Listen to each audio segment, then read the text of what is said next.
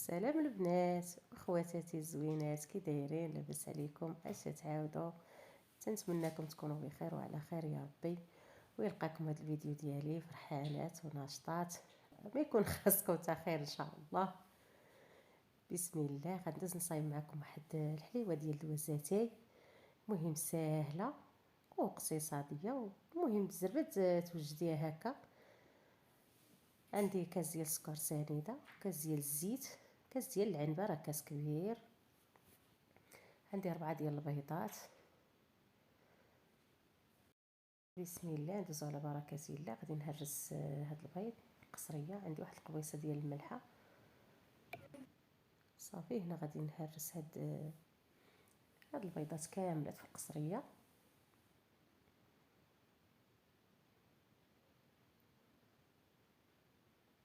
صافي. وعندي واحد الساشيه ديال السكر باني، وعندي خماره، وعندي واحد الساشيه ديال الكاكاو. صافي. غادي ندير غير ديك الفاني هكا، نحكها مع السنيده والبيض والزيت. المهم غندير كلشي في القصريه هكا ونبقى نمعك فيهم هكا مزيان حتى ما تبقاش ديك الحروشيه ديال السكر سنيده. وعاد ندير هكا الطحين على حسب البنات، انا ما عابراش الطحين، المهم عيني ميزاني. شكرا لكم البنات على المتابعه ديالكم، تنشكركم على المتابعه ديالكم وعلى التعاليق ديالكم الزوينه. تنقول لكم شكرا لكم ومرحبا بكم. اختي الا كنتو اول مره تدخلوا للقناه ديالتي، مرحبا بكم في القناه ديالتي، والقدامى تا هما مرحبا بهم والف مرحبا. هما خلاص داركم. ايوا هنا البنات قسمت هاد العجينه ودرت النص فيها الكاكاو والنص اللافا، قسمتهم على 4. درت 4 الكويرات وانا غنديرهم فوق بعضياتهم ونبسطهم هكا شي شويه، وعاد نقادهم هكا بدلاك وتا نقادها مزيان، وعاد نديرها في الطاوه. المهم حليوه ساهله طاحت ليا في البال.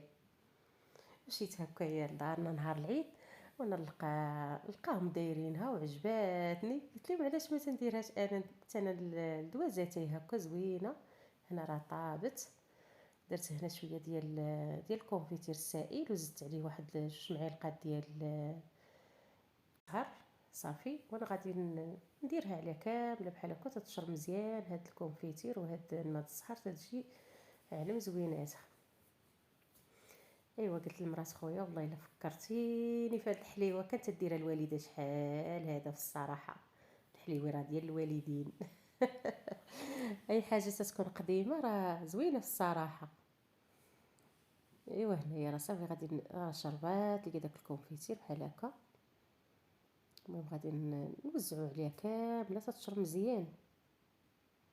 المهم راه طيبيها غير في نص ساعه هانتيا دايره حليوه ديال الوزاتي. هنا عندي الكوك اللي شويه ناشف تيجي زوين. غادي ندردر عليها كامله بالكوك مزيان.